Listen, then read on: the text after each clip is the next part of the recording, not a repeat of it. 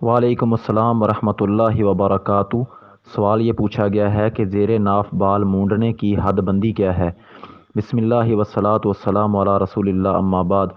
मोहतरम भाई, ज़ेरे नाफ बाल के जो अल्फाज हैं दरअसल ये एक इशारा और किनाया के तौर पर बोले जाते हैं। बाकी हदीस पाक में जो इनके लिए लफ़ज़ इस्तेमाल होते हैं वो हैं हल्कुल आना, जो कि सही मुस्लिम की हदीस नंबर 261 के अंदर मौजूद हैं। अब हलक का माना होता है मूंडना। दूसरा लफ्ज़ है अल आना आइन के साथ। आप इसका माना समझेंगे तो आपको मुकम्मल मसला समझ आ जाएगा।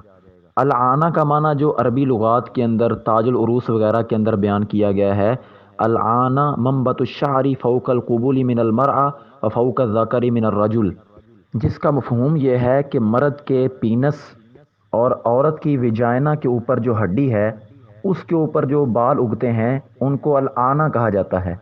अब यहाँ पर बाद लोग ज़ेरे नाफ के लफ्ज़ से गलत फहमी का शिकार होकर ऐन नाफ के नीचे से वो शेव करना शुरू करते हैं, जबकि ये गलत है। जो बाल मूंडने लाजिम और वाजिब हैं, नाफ के नीचे जो पेट है, जो नरम हिस्सा है पेट का, आप इसको दबाएं और इस नरम हिस्से के आगे जो हड्डी आपको महसूस होती है उस हड्डी पर उगने वाले बालों को अल आना कहा जाता है। और बाद लुग़वियीन ने उस हड्डी को भी अल आना कहा है। और इस हड्डी पर जो उगने वाले बाल हैं उनको मूंडना वाजिब और लाजिम है।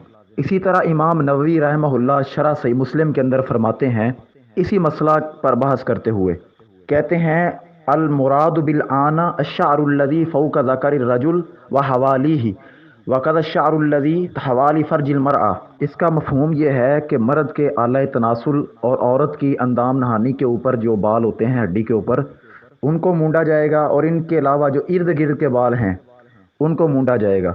अब ये तहदीद हो गई, हद बंदी हो गई उस जगह की कि जिसको मूंडना वाजिब और लाजिम है। बाकी इसके अलावा जो बाल हैं जो रानों के ऊपर हैं या इस तरह दुबर के इर्द गिर्द हैं, एक इंसान के लिए अगर उलझन का बायस हैं और सफाई से माने हैं, उनको भी काटा जा सकता है, उनको भी मूंडा जा सकता है। बाकी हल्कुल आना का मतलब ये समझना कि पूरी रानों के घुटनों तक बाल साफ़ कर देना या रानों के बाल साफ़ करना, ये हल्कुल आना पर इसका मतलब समझना, तो ये दुरुस्त नहीं है। हाज़ा मा इंदी वल्लाहु आलम बिस्सवाब।